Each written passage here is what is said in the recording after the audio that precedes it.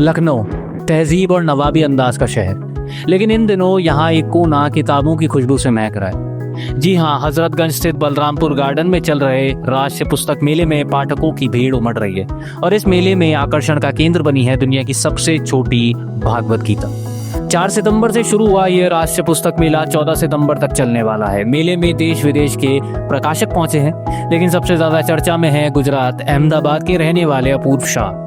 उन्होंने नवरंग प्रिंटर्स के नाम से स्टॉल लगाया है और यहाँ ला रखी है 400 पन्नों की महज 800 ग्राम वजनी वाली छोटी सी भागवत गीता, जिसकी कीमत सिर्फ 80 रुपए रखी गई है। देखने वालों के लिए यह चीज चमत्कार से कम नहीं है।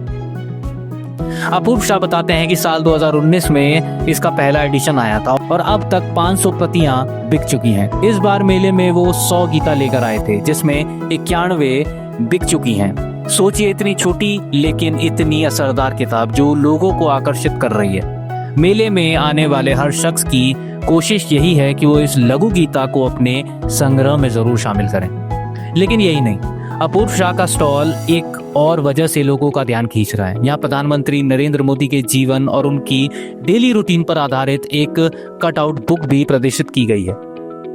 इस बुक का वजन 180 ग्राम है और कीमत मात्र 250 रुपए है।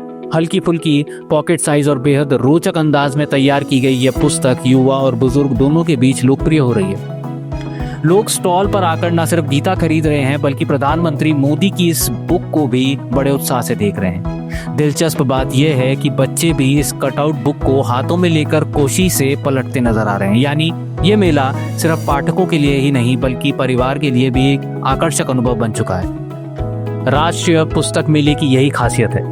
यहाँ साहित्य, धर्म, राजनीति और ज्ञान की विविध झलक एक ही छत के नीचे देखने को मिलती है। और इस बार अपूर्व शाह की लघु गीता और पीएम मोदी की कटआउट बुक ने इसे और खास बना दिया है। हर कोई कह रहा है इतना छोटा आकार और इतनी बड़ी बात, यही असली किताबों का जादू है। तो अगर आप भी किताबों से मोहब्बत रखते हैं तो लखनऊ का ये राष्ट्रीय पुस्तक मेला आपके लिए किसी उत्सव से कम नहीं है। अगर आप लखनऊ में रहते हैं तो आप वहाँ जाइए और इसका आनंद उठाइए।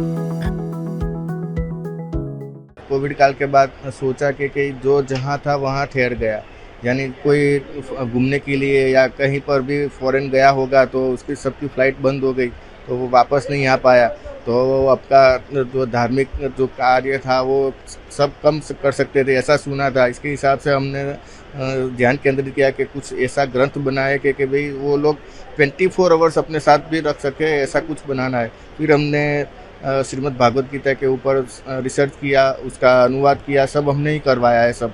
और ये सबसे छोटी भागवत गीता इसके हिसाब से बनाई है, आपके पर्स में भी रख सकते हो, इतनी छोटी बनाई है। इसमें संपूर्ण 18 अध्याय अनुवाद सहित है।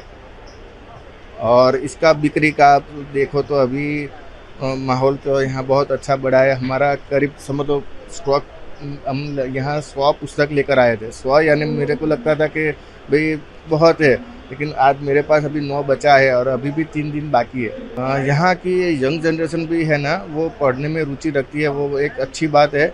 और हम सबको वही बोलते हैं कि आप पठन में थोड़ा अपना समय बिताइए, क्योंकि आज की जो जनरेशन है फेसबुक, व्हाट्सएप में तो थोड़ा क्या होता है कि उसमें प्रूफ नहीं होता है, सब गलत है ऐसा भी नहीं होता है, लेकिन जो पुस्तक होती है ना वो उसमें एक जिम्मेदार व्यक्ति लिखता है।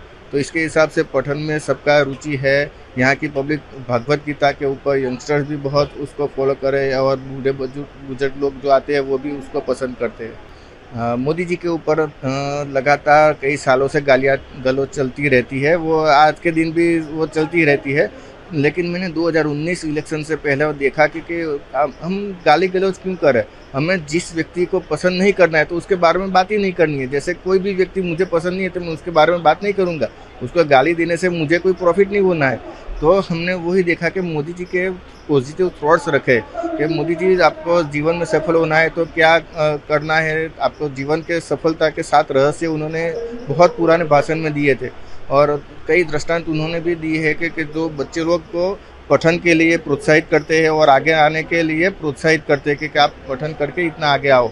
एक चाय वाला छोटा कहाँ पर प्रधानमंत्री पद के ऊपर जाता है तो उन्होंने कितनी मेहनत की, उन्होंने अपने जीवन में कितने स्ट्रगल किए होंगे, तो वह जो बोलते हैं उनके भाषण के थोड़े थोड़े अंश हमने रखे हैं। और वो स्वामी विवेकानंद से प्रभावित थे, तो स्वामी विवेकानंद भी इनके कितने अच्छे विचार थे वो भी हमने रखे हैं। ये छोटे साइज में पहले भी आता था, गीता प्रेस का पहले भी आता था, मेरे पास है भी, बहुत पहले आता था। गीता जो बहुत प्रेरणा देती है और इसका एक श्लोक में बहुत मुझे पसंद है, अध्याय 5 का 18 श्लोक है।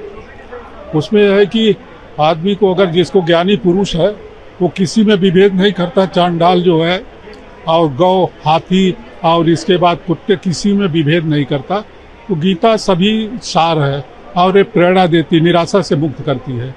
गीता जैसी बुक संभवतः संसार में बिरला ही कोई होगा। तो प्रारंभ से ही मुझे मेरा अध्यात्म में रुचि रही, तो इससे प्रेरणा मिलता है। एनर्जी तो स्वतः आती है, अगर आपकी सोच जो है वो एनर्जी है। एनर्जी के अलावा दुनिया में कुछ है ही नहीं, सब एनर्जी ही है।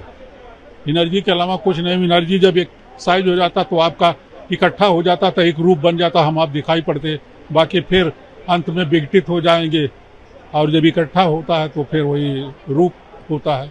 बाकी तो सब चीज़ें एनर्जी का ही खेल है। क्वांटम सिद्धांत पूरी एनर्जी पर ही आधारित है। जो लेटेस्ट विज्ञान है क्वांटम का, तो पूरा एनर्जी का ही है।